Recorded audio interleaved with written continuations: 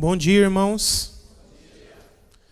Então, conforme uma boa parte de vocês já devem me conhecer, de quando eu vim aqui há 1 ano e meio atrás, mais ou menos. Eu sou o pastor Gabriel de Oliveira Porto, sou um dos pastores da Igreja Batista Boas Novas, também sou professor do Seminário Batista aqui do ABC, especializado na área de escatologia e também agora me especializei na área de Trindade. E eu vou, durante esses 4 domingos, a partir de hoje, na parte da manhã, fazer alguns estudos com vocês a respeito da vinda de Cristo, ou volta de Cristo, pode se chamar assim também. Vai ser um pouco diferente do que aquele estudo que eu fiz há 1 ano e meio atrás, porque da outra vez que eu vim eu abordei certinho a sequência do livro, falei bastante sobre profecias de Daniel, profecias das 70 semanas, os impérios mundiais, né? Abordei a escatologia de uma forma mais ampla. A proposta que o pastor Ari me fez nesse estudo foi focar mais a respeito no conceito da vinda de Cristo, da vinda do Messias. Né? Então, durante essas 4 semanas, nós vamos ter estudos mais focados nesse assunto. Eu sou casado com a Flaviana, que é a minha esposa. É o nome mais difícil dos dois e o pastor Bruno decora. E a minha filha chama Giovana, tem uma filha de 4 anos. Tá? Elas estão lá em Boas Novas agora de manhã também. O pessoal do multimídia já pode colocar os slides aí para ir montando a apresentação.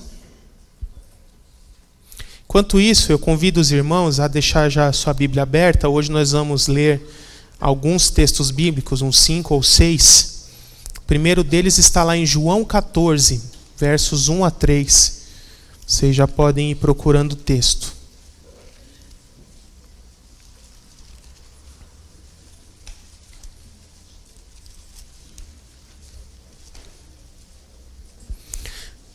Então, hoje eu quero abordar a respeito do conceito de vinda do Senhor e da própria vinda iminente do Senhor Jesus Cristo, que está para se cumprir em nossos dias, na era da igreja, na nossa geração talvez. Né? E onde começou essa ideia da vinda iminente do Senhor? Aí pode passar o próximo slide. Lá em João 14, versos 1 a 3, o próprio Senhor Jesus nos faz uma promessa. O texto sagrado diz assim: não se perturbe o coração de vocês. Creiam em Deus, creiam também em mim. Na casa de meu pai há muitos aposentos. Se não fosse assim, eu lhes teria dito: vou preparar-lhes lugar. E se eu for e lhes preparar lugar, voltarei e os levarei para mim, para que vocês estejam onde eu estiver. Até aqui é suficiente. Então perceba que Jesus aqui, ele promete uma vinda diferente daquela que era anunciada no Antigo Testamento. No Antigo Testamento nós vemos vários textos, poderia citar Zacarias 14, por exemplo, onde o Messias desce dos céus, pisa nessa terra, para julgar o mundo e estabelecer o seu reino. O reino messiânico, que no Novo Testamento, no livro de Apocalipse, recebe o nome de milênio. Mas aqui, Jesus ele fala de uma outra vinda, uma vinda diferente. Ele diz que subiria ao Pai para nos preparar um lugar. Esse lugar é a morada eterna, que depois Paulo e João vão chamar de a Jerusalém Celestial, a Nova Jerusalém, ou a Jerusalém do Alto. E ele diz que quando esta morada estiver pronta, ele não vai vir para ficar aqui. Ele vai vir para buscar os que são seus e levar para que nós estejamos para sempre com o Senhor e possamos habitar nessa morada eterna. Então aqui, décadas antes de Paulo escrever ali a carta aos Coríntios e a carta aos Tessalonicenses, o próprio Senhor Jesus já faz a promessa do que depois vai ser chamado de arrebatamento da igreja. Essa vinda que o Senhor Jesus aqui prometeu é o arrebatamento da igreja. E ele é iminente. Mas como se dará essa vinda iminente? Então agora pode passar o próximo slide. Vamos para a primeira carta aos Tessalonicenses, capítulo 4. O trecho completo seria de 13 a 18, mas nós vamos ler só 17 e 18. Aliás, 16 a 18. Então, primeira carta de Paulo aos Tessalonicenses, capítulo 4, versos 16 a 18. E assim nós vamos ver a revelação bíblica de como se dará esse retorno do Senhor e como o Senhor vai nos levar para habitar nessa morada eterna.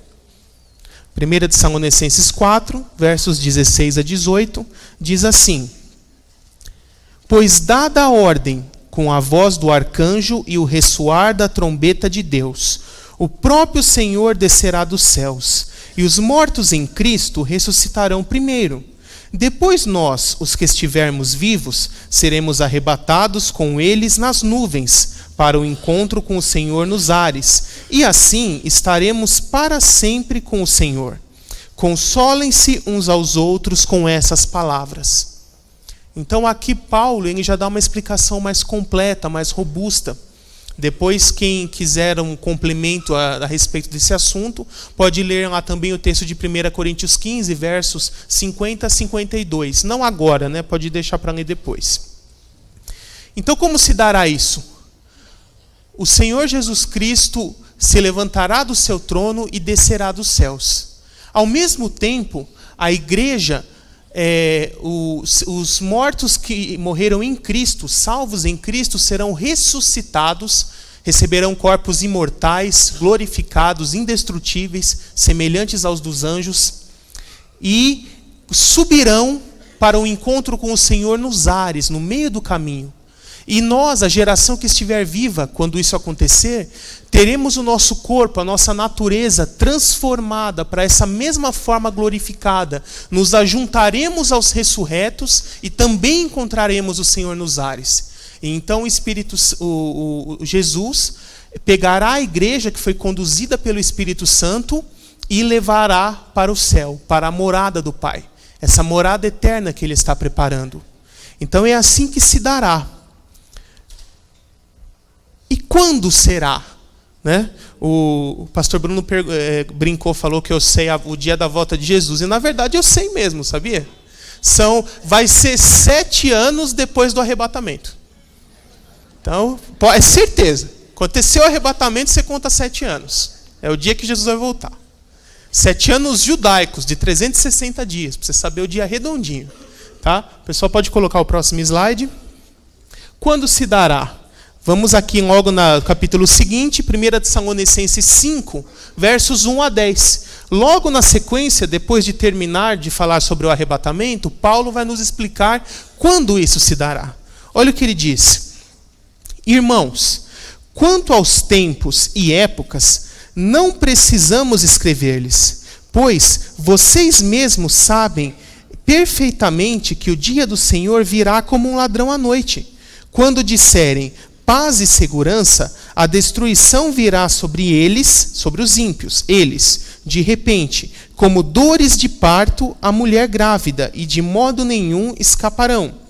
Mas vocês, os salvos, irmãos, que não estão nas trevas, para que este dia não os surpreenda como um ladrão. Vocês todos são filhos da luz, filhos do dia. Não somos da noite nem das trevas. Portanto, não durmamos como os demais, mas estejamos atentos e sejamos sóbrios, pois os que dormem, dormem de noite, e os que se embriagam, embriagam-se de noite. Nós, porém, que somos do dia, sejamos sóbrios, vestindo a couraça da fé e do amor, e o capacete da esperança da salvação. Porque Deus, olha agora esse versículo 9 é chave. Porque Deus não nos destinou para a ira, mas para recebermos a salvação por meio do nosso Senhor Jesus Cristo. Ele morreu por nós para que quer estejamos acordados, quer dormindo, ou seja, vivos ou mortos, vivamos unidos a Ele. Então esse versículo 9 é mais uma promessa, entre várias que a Bíblia contém, de que a igreja será arrebatada antes da tribulação. Perceba que a tribulação é o período de ira do qual a Bíblia fala. E aqui Paulo diz, porque Deus não nos destinou para a ira. Nós poderíamos ler até próprio primeiro capítulo de 1 Tessalonicenses, 1 Tessalonicenses 1, 9 e 10, vai falar isso de novo, Apocalipse 3, 10, e tantos outros textos que diz que Jesus livrará a sua igreja desse período de ira que está para ser derramado sobre a terra. Então, é iminente esse arrebatamento. Não temos como prever. Qual é a exortação que a Bíblia nos dá? Que nós andemos em santidade, servindo ao Senhor e estejamos prontos, preparados para um arrebatamento a qualquer momento. Pode passar o próximo slide. E quem não estiver pronto? Mateus 24, versos 36 a 51, ele descreve o julgamento dos ímpios que o Senhor Jesus fará em sua vinda. E lá, existem dois grupos de pessoas, os aprovados e os reprovados. E para os reprovados, eles tentam argumentar com Jesus e falar: Senhor, fizemos tantas coisas em seu nome, pregamos a tua palavra, fizemos sinais e maravilhas. E Jesus responde para eles assim: apartem-se de mim, porque nunca os conheci.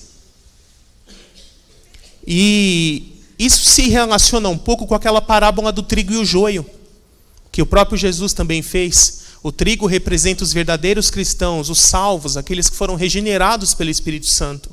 E o joio representa o falso cristão, aquele que parece crente, mas não é. Isso me lembra também Nicodemos, quando vai falar ali com Jesus em João 3. E ele diz: eu já sou um judeu piedoso, sigo a lei, faço boas obras, conheço a palavra, faço caridade. O que eu preciso para ser salvo? E aí Jesus fala para ele: você precisa nascer de novo. Então, o que verdadeiramente salva alguém em Cristo? Nascer de novo. Não basta simplesmente ter uma fé teórica. A pessoa tem que verdadeiramente se entregar a Cristo, entregar a sua vida a Cristo. E assim o Espírito Santo irá habitar nessa pessoa e dar a ela essa experiência do novo nascimento. E o novo nascimento gera na pessoa uma nova filiação. Antes éramos filhos do mundo, filhos da ira. E a partir desse novo nascimento nos tornamos filhos de Deus pela fé, por adoção, conforme João 1 ali nos fala. Esse novo nascimento nos dá uma nova nacionalidade. Antes éramos cidadãos desse mundo. A partir de quando nascemos de novo, nós nascemos do alto. Então nós nos tornamos cidadãos da pátria celeste, da nova Jerusalém, essa mesma morada que o Senhor Jesus foi nos preparar. E essa é a diferença entre quem está preparado e quem não está. Quem está preparado é aquele que já nasceu de novo, já foi regenerado pelo Espírito Santo. Mas, como a parábola do trigo e o joio nos ensina, existem muitas pessoas na igreja que só se convenceram do Evangelho, mas ainda não abriram seu coração para serem transformadas por esse Evangelho, pela ação do Espírito Santo em suas vidas. E é essa a diferença entre o preparado e o não preparado. E é por isso que Jesus fala a essas pessoas: nunca vos conheci. Então a palavra nos faz 3 exortações, porque como nós podemos nos preparar? Como nós devemos fazer para estarmos preparados? Pode passar o próximo slide. A primeira exortação é a exortação à santidade. E está lá em Tito 2, versos 11 a 13. Eu vou aguardar um minutinho para o pessoal poder encontrar o texto.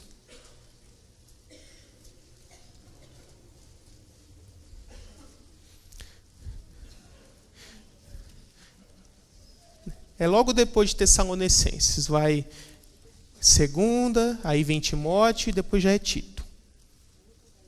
Então, Tito 2, versos 11 a 13. Diz assim: porque a graça de Deus se manifestou salvadora a todos os homens. Ela nos ensina a renunciar à impiedade e às paixões mundanas, e a viver de maneira sensata, justa e piedosa nesta era presente, enquanto aguardamos a bendita esperança, a gloriosa manifestação do nosso grande Deus e Salvador, Jesus Cristo. Então essa é a primeira exortação que a palavra nos faz. Devemos manter uma vida de santidade enquanto aguardamos essa vinda.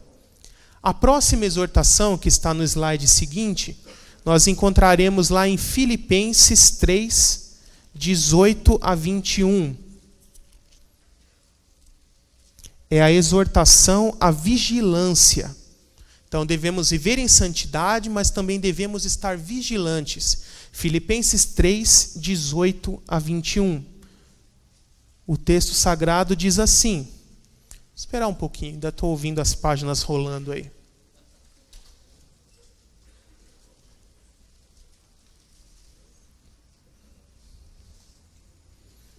Já vão se acostumando com isso, viu? Nos meus estudos, vocês vão ler pelo menos 5 ou 6 textos.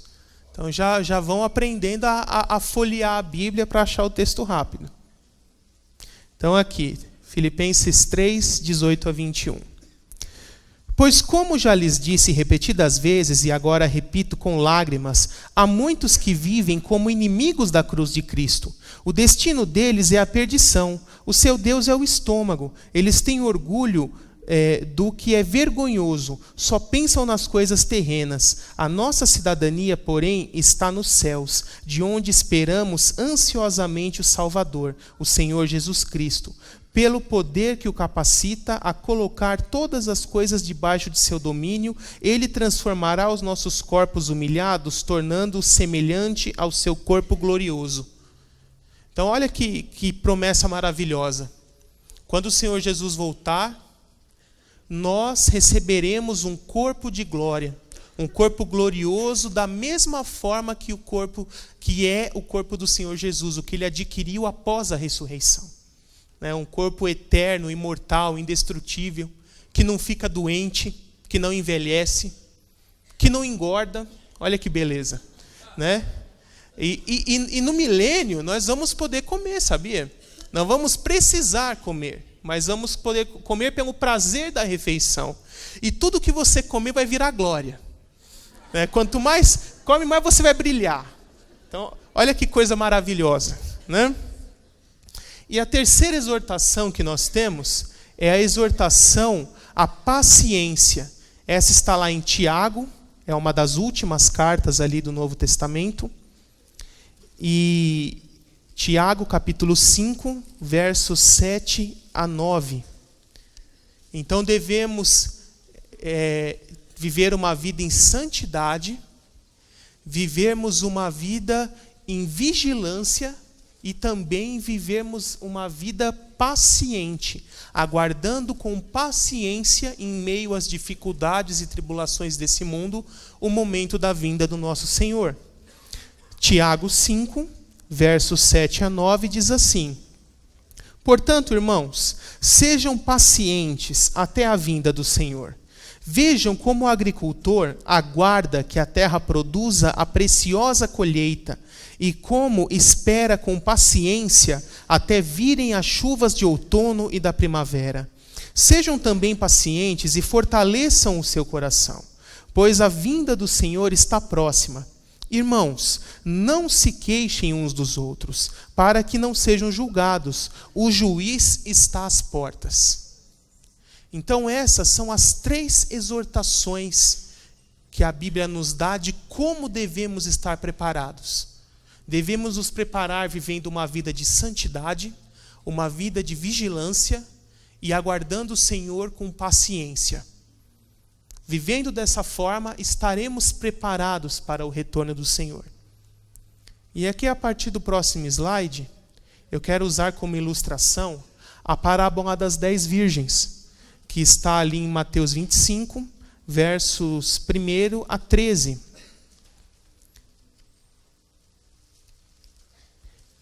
Escatologicamente falando, o evento a que essa parábola se refere se cumprirá com a nação de Israel. Mas nós podemos fazer uma aplicação espiritualizada desse trecho, extraindo os valores espirituais que podem ser aplicados à igreja. Então, no que pode ser aplicado para a igreja, essa parábola ela nos revela a importância de estarmos preparados para a vinda do Senhor. E aí eu montei, pode deixar fixo a projeção dos slides. Eu eu montei uma parábola, talvez aí acabe cortando um pedacinho por causa da proporção que está diferente, como se fosse uma historinha, quase como uma história em quadrinhos, mostrando para vocês a história dessa parábola e o que ela se aplica para nós. Então eu vou ler aqui na sequência. A parábola das 10 virgens começa assim. Pode passar. Pode passar o slide, multimídia. O verso 1. O reino dos céus será, pois, semelhante a 10 virgens que pegaram suas candeias e saíram para encontrar com o noivo. 5 delas eram insensatas, ou outros textos dizem imprudentes, tolas ou nécias, e 5 eram prudentes. Então a parábola começa assim. Haveria um casamento, o noivo convidou 10 virgens para participar do casamento, para celebrar o casamento, participar da festa. Isso era muito comum ali na época e no contexto judaico. Mas o cortejo, ele saía e chegava sem uma hora marcada, uma hora bem definida, e já durante a noite. Então, essas virgens ficavam ali numa praça, em algum lugar, aguardando o momento que a comitiva com o noivo chegaria, sem ter um horário exatamente definido. 5 dessas virgens eram prudentes, depois nós vamos ver por quê. E as outras 5 eram imprudentes. Então, no próximo slide, agora nós vamos entender por quê. As sensatas pegaram suas candeias, mas não levaram óleo. Então elas tinham ali as suas lamparinas a óleo, mas não levaram óleo reserva para alimentá-las caso o óleo da candeia acabasse. Já as prudentes, porém, levaram óleo em vasilhas junto com suas candeias. Então, daqui a pouco eu vou explicar melhor essa simbologia, mas por enquanto, entenda isso. A imprudente só tem a candeia, só tem a lamparina. Já a prudente, ela além da lamparina tem o óleo, o azeite. Vocês vão entender isso melhor daqui a pouco. Próximo slide. O noivo demorou a chegar e todas ficaram com sono e adormeceram. À meia-noite, ou até poderíamos traduzir de outra forma, aqui outras traduções colocam assim, no meio da noite, né, num horário inesperado, não que seja meia-noite certinho.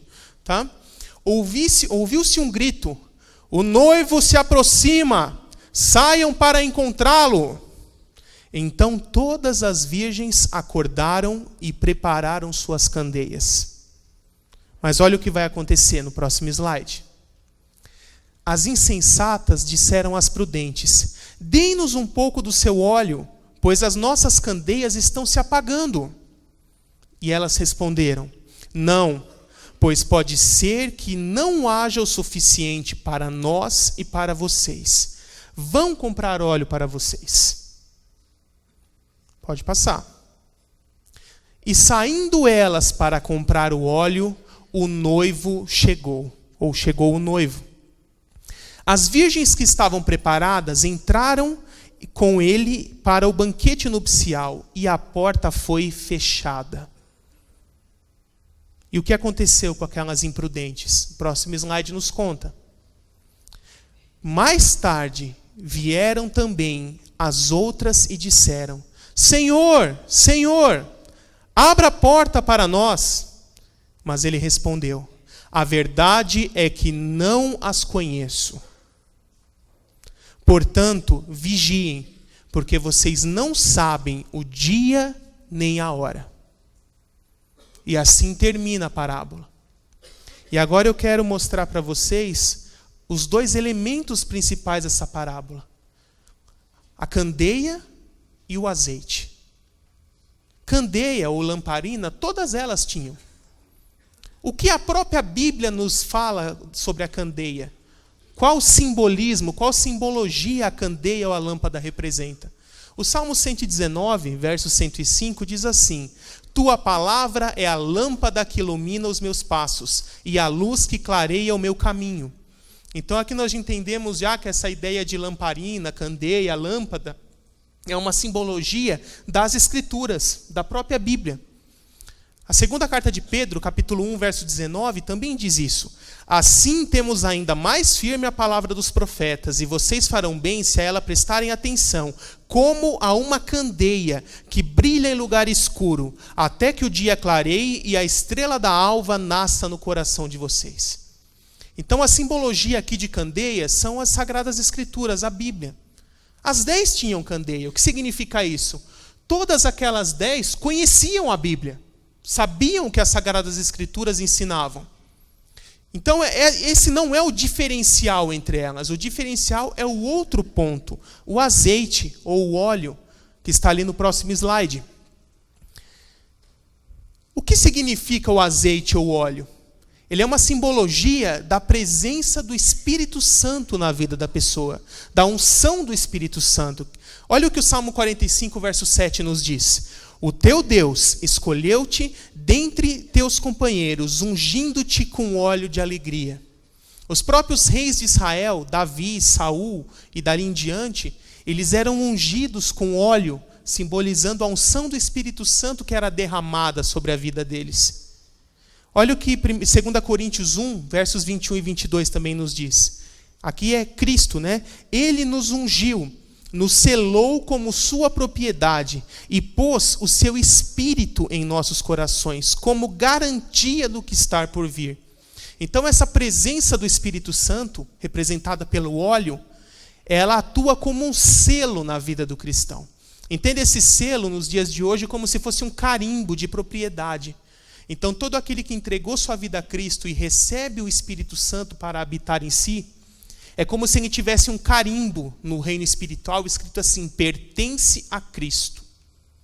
E é isso que a presença do Espírito Santo representa na vida do cristão. É por isso que Paulo, lá em Romanos 8, depois ele vai dizer que o próprio Espírito Santo testifica em nosso espírito de que nós somos salvos. Então a presença do Espírito Santo na vida do cristão dá a ele a certeza da salvação. Ele não fica com medo, não fica em dúvidas, ele tem a certeza da salvação porque o próprio Espírito Santo que habita nele lhe fornece essa certeza e essa confiança.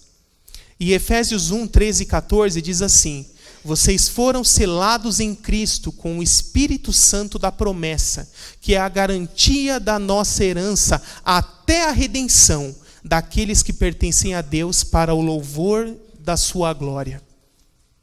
Então a presença do Espírito Santo é a garantia da nossa redenção. É a garantia de que quando o Senhor vier, nós seremos levados com Ele. É a garantia de que aqueles que morreram em Cristo ressuscitarão quando o Senhor voltar. E esse é o diferencial entre aquelas 5 virgens prudentes e entre as insensatas. Porque 5 delas, além da candeia de conhecer a Escritura, elas tinham o óleo. Elas tinham o azeite, que é a presença do Espírito Santo habitando nelas.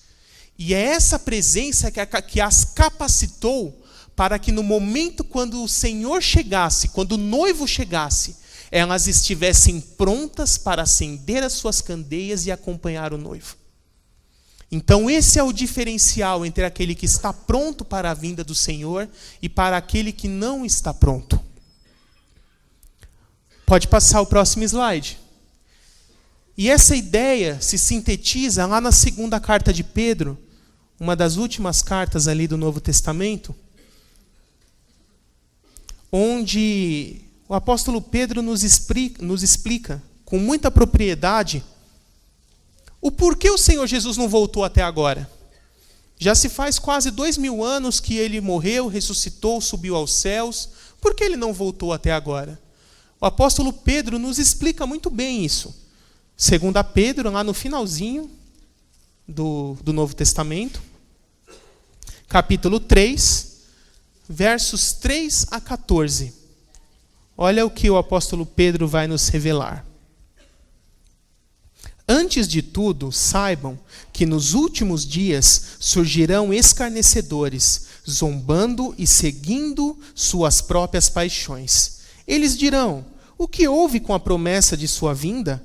Desde que os antepassados morreram, tudo continua como desde o princípio da criação. Vou fazer uma pausinha aqui. Não é isso que muitos céticos dizem hoje? Muitos ateus dizem hoje, pessoas que militam contra o Evangelho? Ah, cadê Jesus que não voltou até agora? Está atrasado, o caminho deve ser muito longe. Né? Coisa desse tipo, esse tipo de zombaria. E isso já era previsto nas Escrituras. O apóstolo Pedro, no primeiro século, já nos afirmava que chegaria dias em que isso iria acontecer. Mas olha o que ele também nos revela, verso 5 em diante aqui.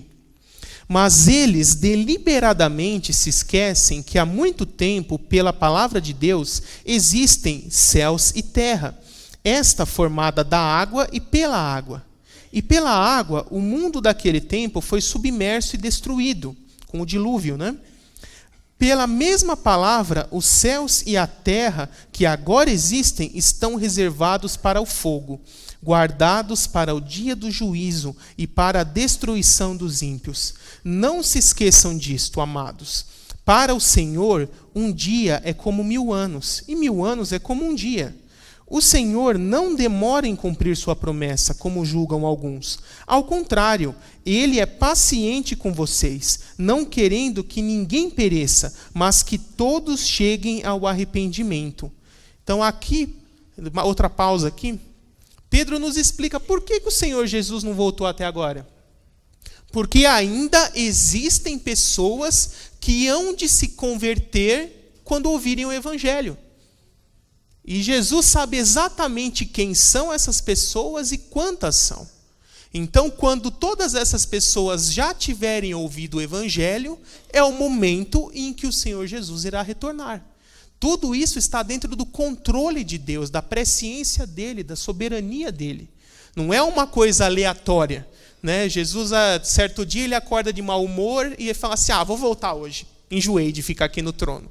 Não é assim, irmãos. Deus tem um plano. E esse plano é cumprido em detalhes. E Deus executa esse plano de forma soberana. Né? Então é por isso que o Senhor ainda não voltou. E como será destruída essa criação? Olha o que o apóstolo Pedro nos fala do verso 10 em diante. O dia do Senhor, porém, virá como um ladrão. Os céus desaparecerão com um grande estrondo. Os elementos serão desfeitos pelo calor e a terra e tudo o que nela há será desnudada. Visto que tudo assim será desfeito, que tipo de pessoas é necessário que vocês sejam? Vivam de maneira santa e piedosa, esperando o dia de Deus e apressando a sua vinda. Esse apressando não quer dizer que nós temos o poder de fazer Jesus voltar mais rápido.